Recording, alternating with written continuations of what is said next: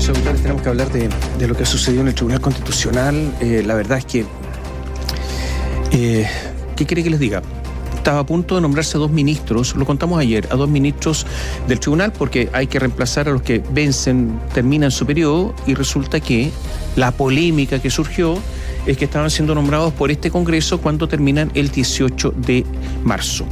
Y resulta que el 11 de marzo asume este viernes un nuevo Congreso. Y resulta que este Congreso, ¿por qué decimos uno nuevo? Porque hay una nueva geografía política al interior del Congreso. La Democracia Cristiana disminuye su votación, querían nombrar a un demócrata cristiano. Ahora, todo esto, en una de esas, hay que leer algunos manuales de la política para entenderlo. Porque hay quienes sostienen que los 2 políticos que se estaban postulando, que se postulaban, Fuenzalida y Silver, de Renovación Nacional y de la Democracia Cristiana, en realidad eran una simple globosonda para después nombrar a otros. O sea, quemarlos a ellos, lo estaban usando, quemarlos a ellos para después nombrar a otros. Pero todo esto rápido, estos días, antes de que surja, insisto, el nuevo Congreso a partir del próximo viernes. Esto se cayó.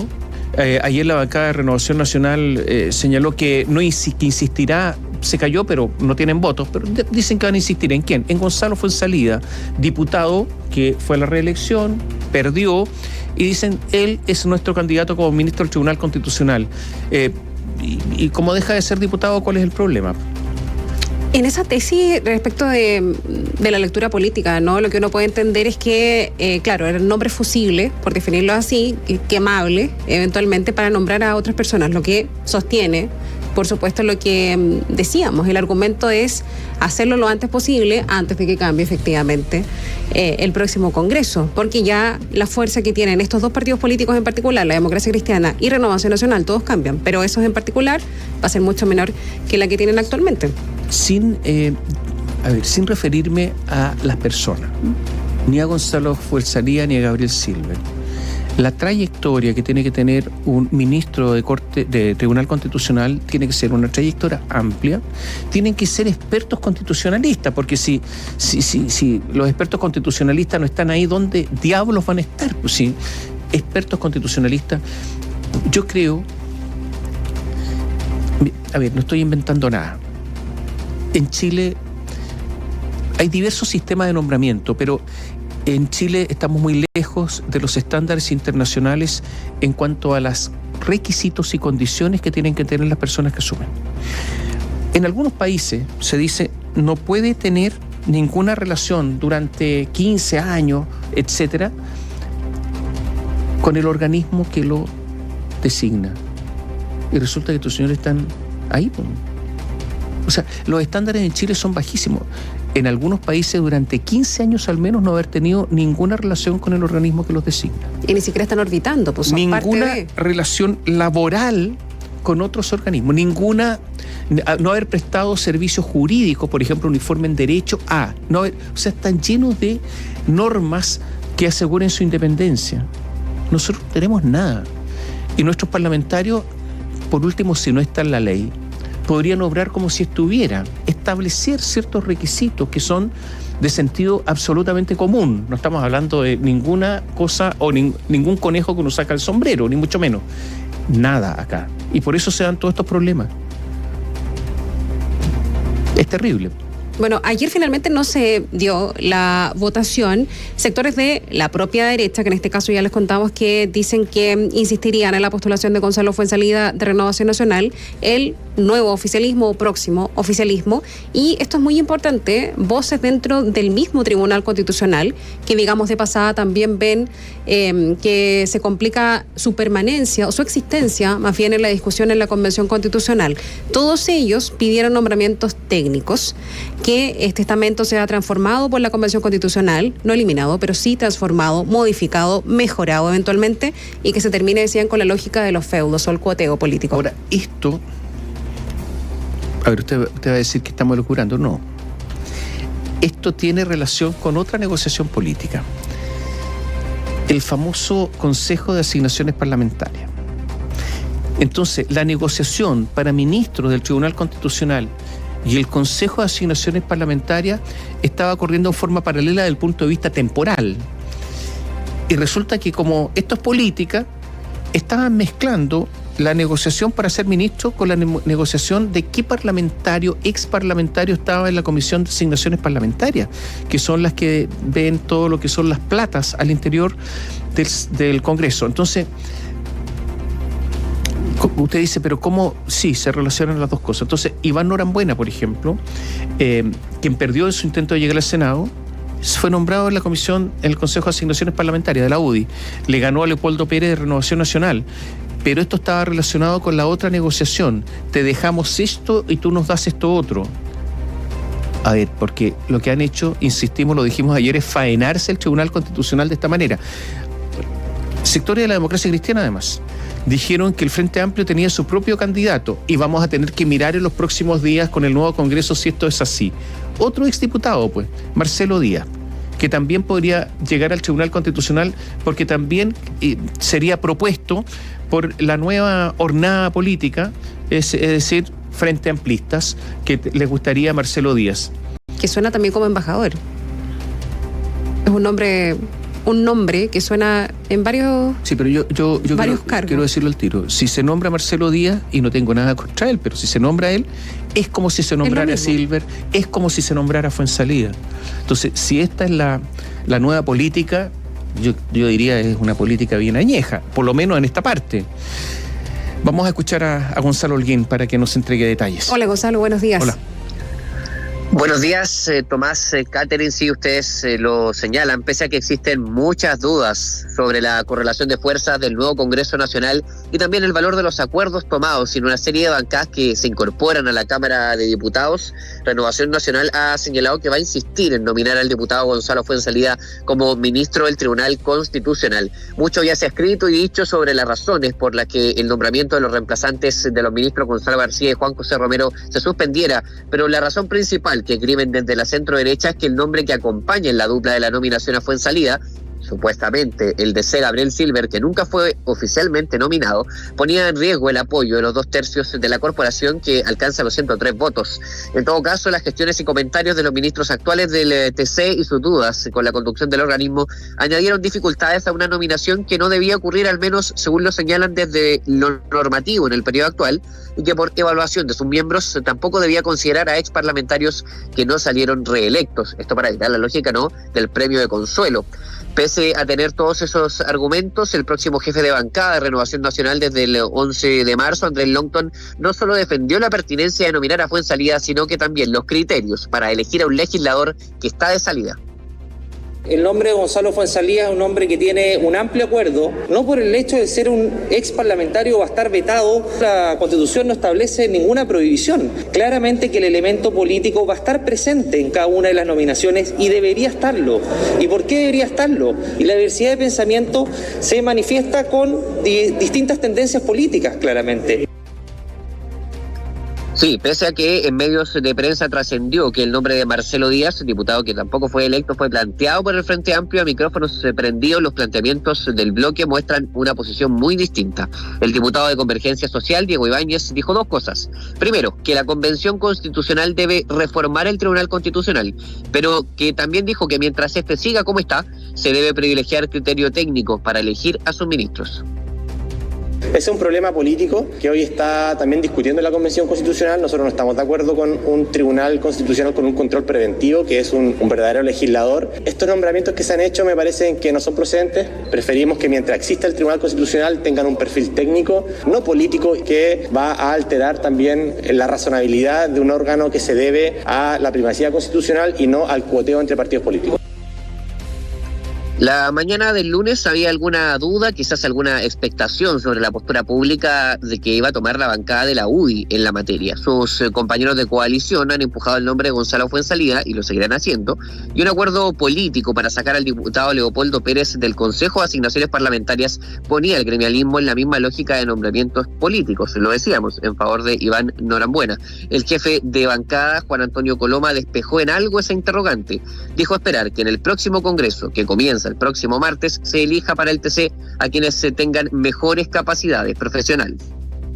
Nosotros en la Comisión de Constitución hemos buscado distintas formas para modificar los nombramientos, la cantidad, y esto obviamente hoy día lo está viendo la Convención Constitucional. Lo va a votar el próximo Parlamento. Tenemos que nombrar a 2 personas, representantes del Tribunal Constitucional. Podamos optar a las personas con una mayor calificación profesional posible. Creo que ese tiene que ser el fondo del Tribunal Constitucional. El Tribunal juega un rol fundamental.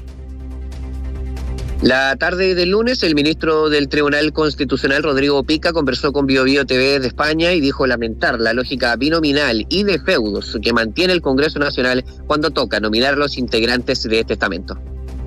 Hay una cuestión de principios. La propia Constitución dispone de que para ser nombrado magistrado en el Tribunal Constitucional no hay que tener ninguna inhabilidad de aquellas que se establecen para ser juez. El cargo parlamentario y la condición de juez son incompatibles. Una decisión que de lejos se ve como corporativa, de coteo, de patrones culturales binominales en el sistema político chileno, con una suerte de propiedad sobre feudo. Igual hay que decir que Pica matizó que el problema no es automáticamente que haya gente que provenga del mundo de la política. En la conversación sacó a recuerdo a Mario Fernández y José Antonio Villagallo, entre otros, ambos en su momento ministros de gobierno que tuvieron lo que calificó como un buen paso por el organismo. Fuentes de la radio aseguran que la posición de Silver y Fuenzalía no es dispar por más de una razón. En ninguno de los 2 casos fueron nombramientos unánimes y en ambos casos hay voces que pedían postulantes más técnicos, constitucionalistas finalmente.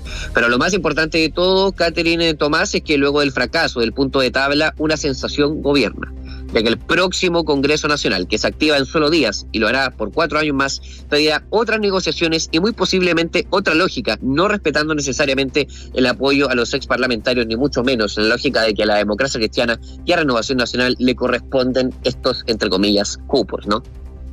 Oye, a ver, lo de la negociación paralela con las asignaciones, con el Departamento de Asignaciones Parlamentarias. ¿Qué pasó ahí? ¿Tú sabes algo? Lo que nos comentaban en la mañana, primero que todo, era cierto grado de molestia, hay que decirlo, en cierto sector de la centro-derecha, por primero que todo que se conociera ese antecedente, de que efectivamente quien es hasta este momento el jefe de bancada de Renovación Nacional, Leopoldo Pérez, le correspondía supuestamente, o al menos era la carta de Renovación Nacional para el Comité de Asignaciones Parlamentarias, que dicho sea de paso, para que los auditores conozcan, eventualmente también debió haberse visto en este periodo legislativo, o al menos existía esa pretensión. Es otra dinámica, es otra lógica. Efectivamente, como tú señalabas, Tomás, el Consejo Resolutivo de Asignaciones Parlamentarias tiene por objetivo regular el uso de los recursos del Estado para el cumplimiento de las funciones del Parlamento, y la idea también, por más de alguno, era que eso fuese definido en el próximo Congreso, debate idéntico, en realidad que hay un copy-paste que hay que hacer. Y efectivamente, supuestamente lo que habría ocurrido, y esto hay que decir que es verdad porque finalmente nosotros preguntamos si es que lo que salía en medios de prensa tenía cierto asidero, es que se había pedido esta moneda de cambio, que Iván Norambuena fuese la carta en definitiva en desmedro de Leopoldo Pérez, para que de esta manera la centro-derecha como bloque por completo apoyase la posición de Gonzalo Fuenzalía. En ambos casos, tanto en el caso particular del nombramiento de Fuenzalía como en esta lógica como de cambalache, de cambio, de intercambio de nombres, nunca hubo posiciones unánimes, siempre hubo personas que dijeron que no, que exparlamentarios no debían estar considerados en la lógica, y también muchos de ellos, o algunos de ellos por lo menos, una voz existió que planteaba que no correspondía que fuese antes del 11 de marzo y que finalmente no lo va a hacer. Ninguno de estos nombramientos ocurrirá en este Congreso, lo hará en otro, con el Partido de la Gente, con el desembarco de republicanos y de otras fuerzas independientes. Ahora, en política pasan muchas cosas, pero con esto no podría ya dar por hecho que no se va a votar en este Congreso. Me refiero a las personas que forman parte del Congreso. Incluso, miren, nosotros contamos, por supuesto tendremos, y lo hemos estado contando, una amplia cobertura por el día del cambio de mando. Uh-huh. Durante la jornada de ayer hubo despedidas, hubo llanto, hubo sensación de término, por una razón bien práctica. Desde esta mañana la Cámara de Diputados ya comienza a adaptarse al nuevo Congreso, las nuevas oficinas, mudanzas. Si uno va para allá, incluso nos indicaban, se va a sentir como un cambio de casa. Entonces, hasta de lo logístico sería difícil imaginar que se busque una sesión de algo más. La Cámara de Diputados, en esta versión, ayer terminó. No debiese tener ninguna otra actividad de sala, por lo que uno, claro, termina por terminar la posibilidad de que la Cámara Baja pueda hacer propuestas de nombres, ni muchísimo menos tener siquiera una sesión de sala. Oye, ¿está en carrera en estos momentos Marcelo Díaz o no? La verdad es que llama la atención porque nosotros le preguntamos a los diputados del Frente Amplio que hablaron públicamente, Tomás, en contra de esta lógica, y alegan que no es efectivo, que Marcelo Díaz simplemente suena en todo porque se le considera un político hábil, que la verdad es que si uno mira hacia atrás, sonó en subsecretarías, sonó en ministerios, ustedes dicen que sonó en la embajada. Sí. Pero independiente de esto, la sensación del resto del espectro político en el comentario es que efectivamente Marcelo Díaz también estaba considerado en esta fórmula. Y esto, hay que decirlo, viene más desde la centroizquierda.